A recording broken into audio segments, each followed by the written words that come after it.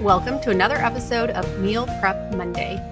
Today I am talking about, I'll say goals, but as we get into this, you'll see it's really more evaluating your time and your schedule as a way of accomplishing the things you want to in the upcoming year.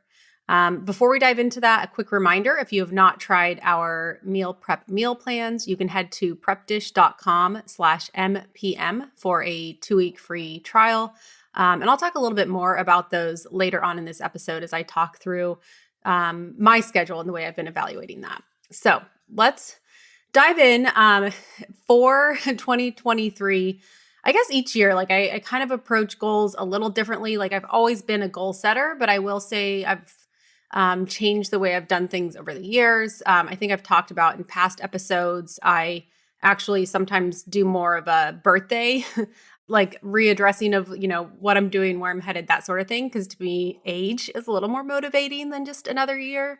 So anyway, but right now, we are currently in December of 2022, and I am currently doing some reflecting on the past year and looking into 2023 and wanting to see, are there things I want to change or stay the same? And yes, I think I will get into some goal setting, but before I do, the conversation I want to have today is really using time as that foundation for setting your goals. And I'm going to walk through, these aren't really new goals I'm setting. These are items that as I do a reflection in the past year, they're items that I'm already doing, but I want to stay there. But I think in reviewing these, it'll help to maybe open your eyes to the idea of, oh, wow, I really need to be reflecting on my time and my schedule in order to figure out how to accomplish, different goals or, change things up for 2023. And another piece that really plays into that are your values. So for me, when I'm looking at what do I want my time, my schedule, ultimately my life to look like, it's really my values, and maybe a goal is to get more movement in. If that's your goal, really, you can call it a goal, but that's really something that you value, or it should be, right? If you're going to make an effort to add it into your life, then maybe that's a value. Maybe you really, you want to do more family meals this year, and the value there could be family time. It could also be, your health. So let's just jump into it and see how it goes. So the first one that I want to make sure and keep, and actually it did kind of get off track the past few months, just had a lot of things going on in life, but date night. And this is something I used to honestly kind of roll my eyes when my friends would talk about date night. And then even once I got married, my husband and I sat down for dinner, just the two of us most nights. We had plenty of time to talk and connect. But now having little kids, I have found that for me personally and for our relationship, I do a lot better when I get one-on-one time with my husband on a regular basis. So how do I make that happen? It's easy to say, okay, this year I want to do more date nights. But the most important part is okay, how and when am I going to make that happen? And for me, it's a regularly scheduled day. So that day right now is Thursday because that's the day that I can get childcare. So, I've kind of done the work. And I think that's ultimately the most important part to making sure that your goals or intentions are going to happen is to figure out how can you schedule them. And if you have kids, childcare is an important piece of that. Because my kids are in school on Thursdays, then I have more childcare hours from our au pair on Thursday evenings. So I know that Thursday nights can just be a hold on my calendar for date night. So that's how that one's going to be implemented. From there, movement is something that's really important to me. I find I'm much happier. I'm much more productive at work. I'll get into that in a little bit, but and just getting stronger over the past few years as I've, hit 40, and I've realized that really doing lifting, and I do have an episode I'll link in the show notes on strength training and how important that is to me just to become as strong as I can just for my future and my body and all of that. I've really become a huge fan of strength training.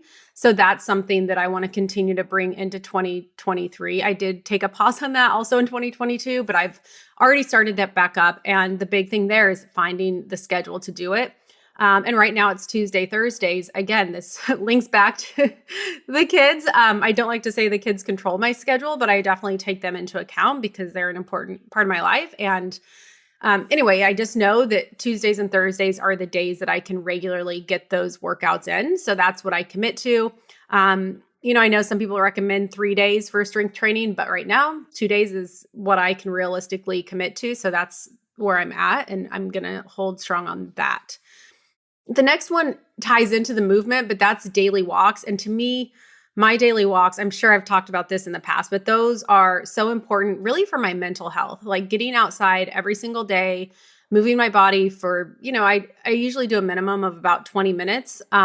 If it's really cold or I'm having sometimes it's 15, but it's usually about 20 minutes, and figuring out how that goes into my daily schedule. That one for me actually kind of shifts depending on the time of year. I found like in the summer, I don't want to do an afternoon walk because it's way too hot. So I'll do it more first thing in the morning.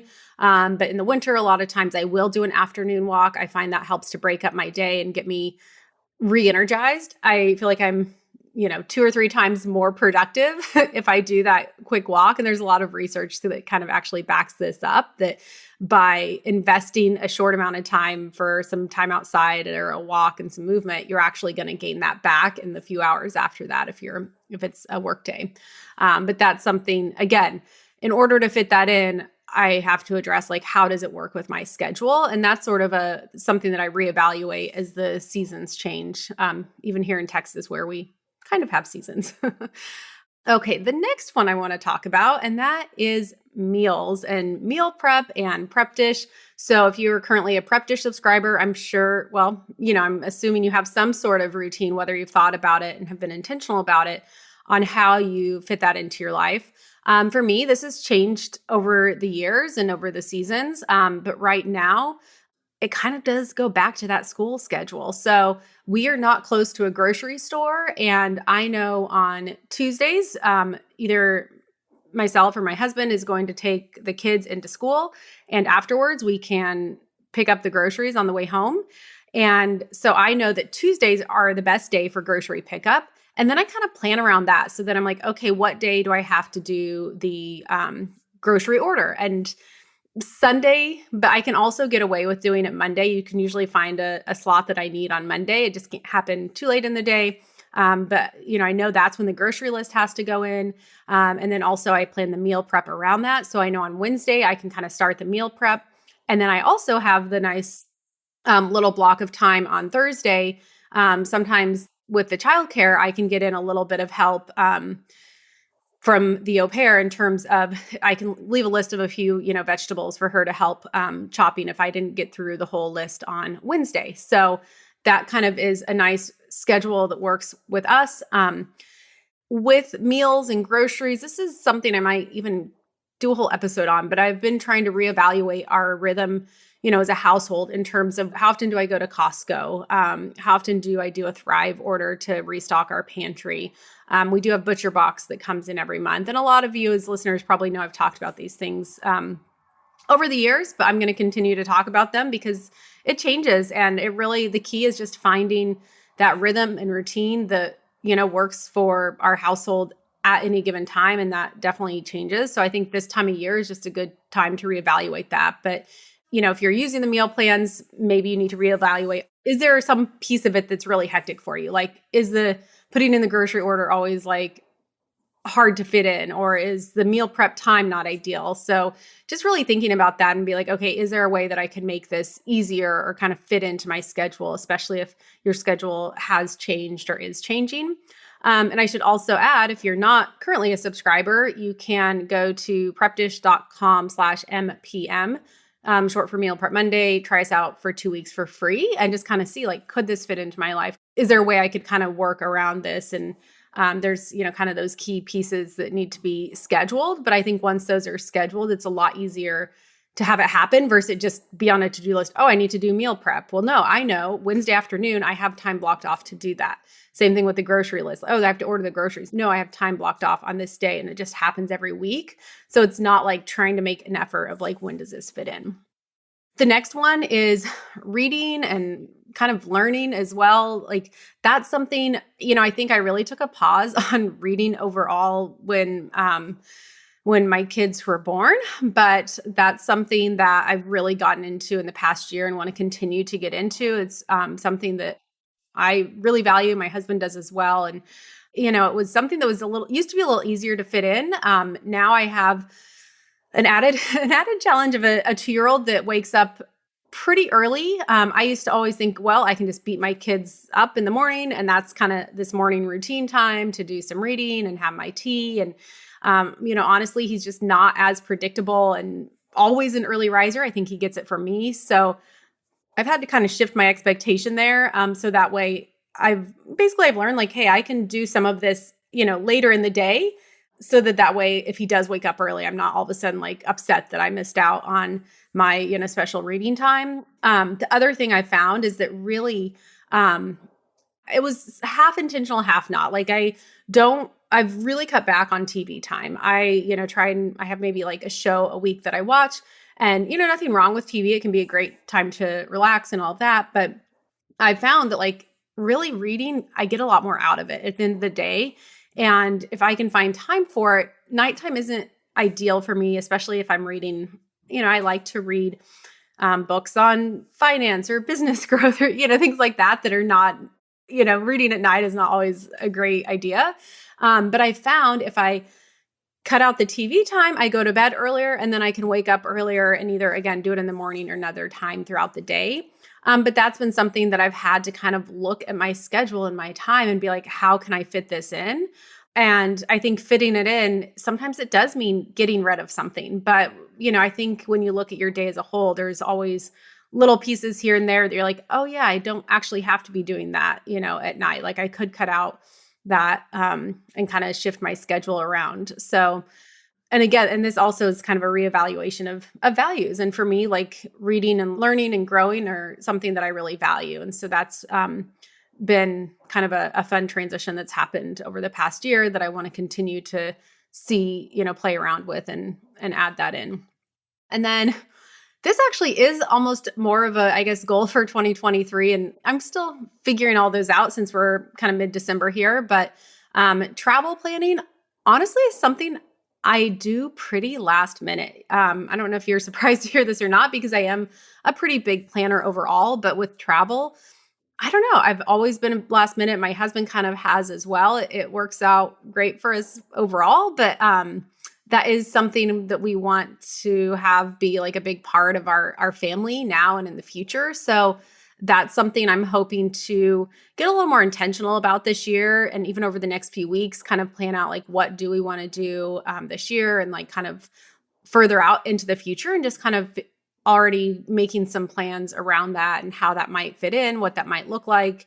How does that fit in with things like schooling and all of that? So that is kind of, again, a time and a schedule question in terms of fitting it in. And I think when you do more of an advanced look at your calendar, it is easier to kind of block things off.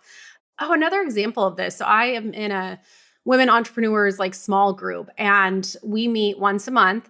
We're all moms, we're all entrepreneurs. So, it can be, the scheduling can be a little tricky, but what we have found works for us is in November. So our most recent meeting, we met up and we pull out our calendars and we block out the entire year of 2023 for our meetings. And that way it's blocked. And not to say it doesn't shift. Sometimes, someone will have something come up, and we try and shift meetings where we can, but having them blocked out so far in advance, just that shows like, hey, this is something we value. This is a priority. So I would encourage you to look at, what things are priorities for you in 2023. And can you put a block on your calendar? Can you put a block on your husband's calendar? Because that's the other thing is like with that group, we do a retreat and a mini retreat each year. And we've already blocked the dates in November of when that retreat's going to happen. My husband has that on his calendar. So it's kind of like, okay, that's how I make sure that happens. I'm not in October trying to like scramble and like figure out how to make it happen. It's a year in advance. And I know that that's going to be blocked off and will be a lot easier to accommodate because I've kind of already have claimed to those dates. So Um, that's travel and kind of where I'm working on things there.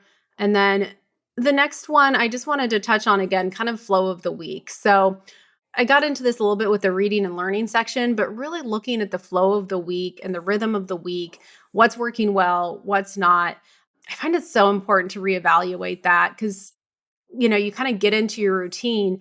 And a lot of times for me, like as intentional as I try and be over time, you just keep doing the same thing. And maybe your life has changed a little bit. Again, like maybe your kid's sleep schedule has changed. And so then I find I'm having to kind of reevaluate my flow of my week and my even like what time I go to bed. I'm having to change that more than I did in the past just to kind of keep up with with these kids that constantly are meeting new milestones and having new routines themselves. So I think right now is a really cool time to just sit back and think about all of that. So hopefully this helps. You know I know I can get a little rambling in some of these episodes on goals and evaluating your life, but right now is just, I think, such a good opportunity to again reflect on the past year and the new year. And I really hope that some of this helps.